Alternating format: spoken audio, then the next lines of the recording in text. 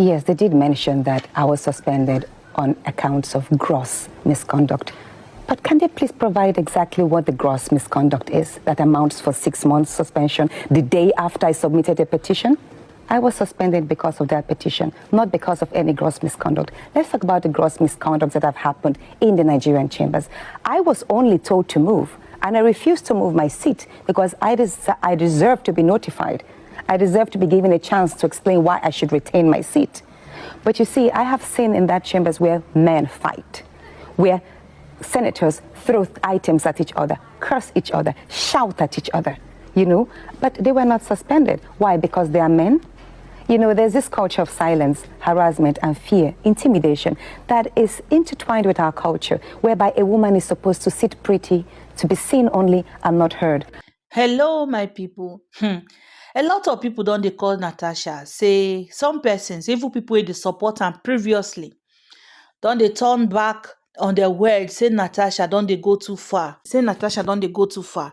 That is taking this thing too far with all this her interview.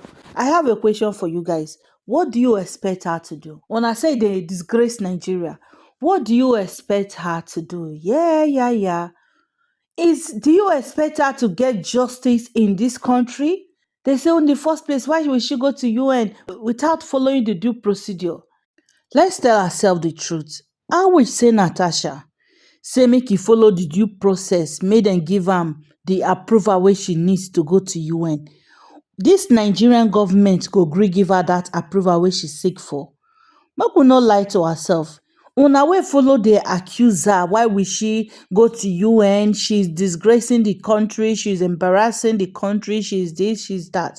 Make una answer the question. Okay, let's say she on her own say no, make she follow the due process. Make dem give her the approval wey she wants.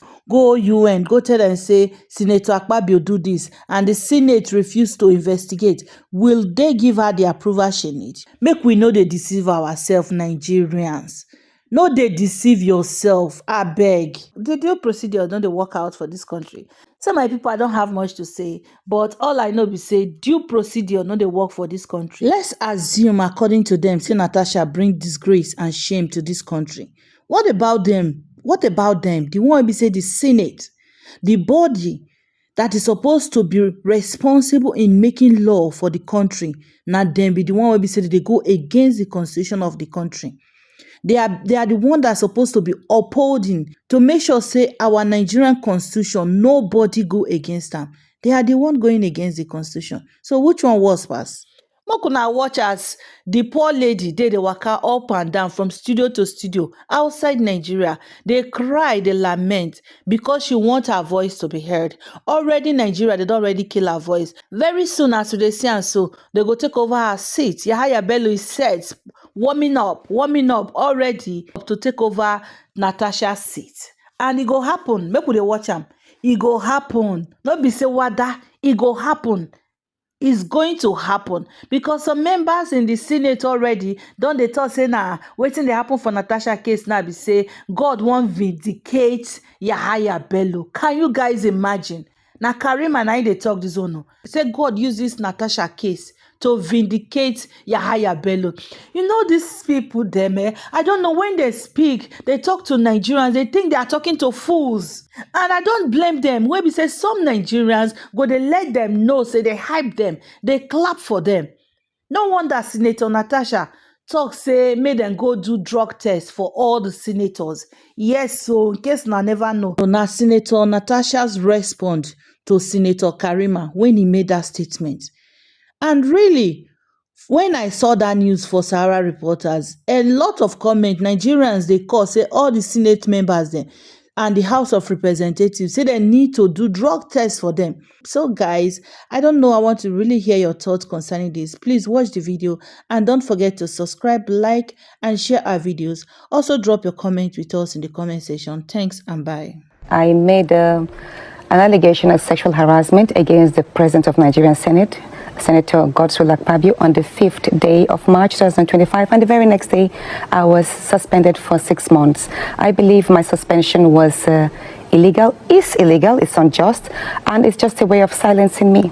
The Nigerian Senate has stated that your suspension is not related to the allegations that you've made of sexual harassment or assault, but due to gross misconduct and unruly behaviour on your part, firmly refuting what they call the deliberate misinformation and false narrative being circulated regarding your 6-month suspension. Anna, yes, they did mention that I was suspended on accounts of gross misconduct. But can they please provide exactly what the gross misconduct is that amounts for 6 months suspension the day after I submitted a petition? I was suspended because of that petition, not because of any gross misconduct. Let's talk about the gross misconduct that have happened in the Nigerian chambers. I was only told to move, and I refused to move my seat because I deserve to be notified. I deserve to be given a chance to explain why I should retain my seat. But you see, I have seen in that chambers where men fight, where senators throw items at each other, curse each other, shout at each other, but they were not suspended. Why? Because they are men? There's this culture of silence, harassment, and fear, intimidation that is intertwined with our culture, whereby a woman is supposed to sit pretty, to be seen only and not heard. I experienced sexual harassment over the past 1 year in the hands of the Senate President, and this sexual harassment, because I refused to yield to his demands, turned into malice, whereby my rights and privileges as a senator were being deprived. I found the courage to speak up. Yes, the breaking point was that moving me from that seat. Silently, I have had to endure a whole lot. Are you able to tell us the allegations that you are making against him then? Things got difficult for me. I was always complaining, I have this motion to pass, he's not letting me, and my husband will actually walk to him because they are friends. My wife has a very important bill, her constituency need this, why don't you give her a chance to speak? And he'll tell me, okay, next time. So he deliberately kept on denying me this, and each time I walk to him alone, he'll tell me, you know what, right here, I'm the chief presiding officer of the National Assembly, so you have to please me, make me happy to get these privileges.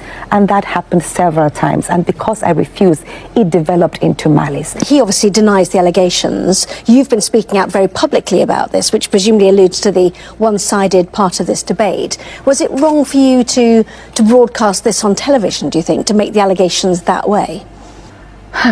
Which other way was I going to make it that would have made my voice heard? I'm surprised that the people are coming out, to try and see how they can recall her. Perhaps they are looking at the fact that they'll be losing a lot when she's under suspension. She was suspended from the Senate. So they want to bring a new person to take over from her. They've started the process, but we don't know how far this process will go. They've started the collection of signatures. Honestly, I was shocked to see it this afternoon. I was really, really shocked, because this is a senatorial zone that she claims to have them giving her all the support. And look at the crowd, look at the number of people who have come out to say that we just have to recall her. Perhaps they're not happy with the way she has been going about with the allegation of the sexual assault allegation against the president of the Senate, and I'm not sure she has even gone to her constituency to go and complain that this is what has happened.